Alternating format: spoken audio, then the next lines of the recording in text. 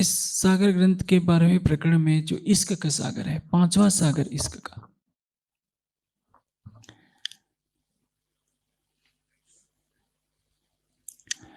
इस 5वें सागर की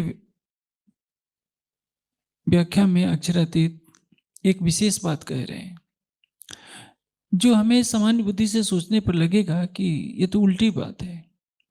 राज जी क्या कह रहे हैं? तो फुर्सत न पाओ दम के सुख इश्क गिनती हक।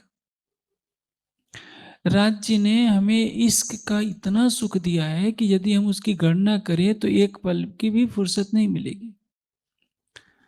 क्या किसी को विश्वास होगा? सभी तो रोते हैं।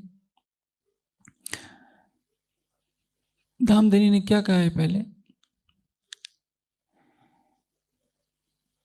कि सुख हक इश्क के जिनको नहीं सुमार, सो देखन की ठोर इत है, जो रूह सो करो विचार।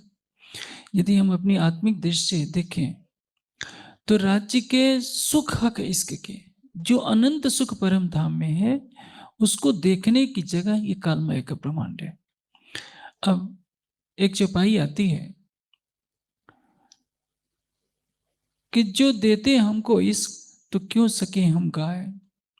दिल अर्श पहुंचे रूह इसके, तो क्यों रहो इतरू हो जाए। देते हमको इश्क, यदि राजी हमको इश्क दे दें तो रूहें संसार में क्यों रहेंगी। दिल अर्श पहुंचे रूह इसके, यदि आत्मा का दिल जो धनिक अर्श कहलाता है उसमें इश्क आ जाए, तो क्यों रहो रूहों इत जाए। तो रूहें इस संसार में क्यों रहेंगी। बात तो सही है। आप जितने सुंदर साथ बैठे हैं,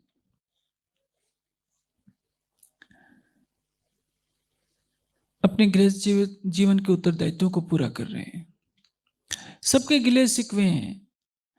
यदि मैं कहूं या कोई भी कहे कि वाणी में तो राज्य कह रहे हैं कि जो सहूर करो तुम दिल से खेल में किए बेशक, तो फुर्सत न पाओ दम की सुख इश्क गिनती हक।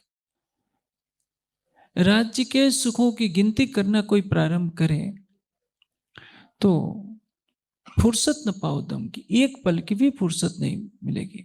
एक बात आती है प्रकाश हिंदुस्तानी, जिसमें महामती जी की आत्मा कह रही है कि राज्य निराकार से लेकर 14 लोगों की धरती को यदि कागज बना लिया जाए, सातों समुद्रों के जल को स्याही बना लिया जाए, 14 लोकों में जितनी वनस्पतियां हैं सबकी कलम बना लिया जाए, और नोक इतनी बारीक हो कि कथुए के पांव के से भी बारीक हो, एक लिखकर केवल शून्य शून्य लिखा जाए तो भी राज्य के गुणों का पार नहीं किया जा सकता है। किंतु हम सुंदर साथ तो बात बात में कह देते हैं कि देखिए संसार में हम कितना दुख देख रहे हैं। यहाँ जितने सुंदर साथ बैठे हैं सबसे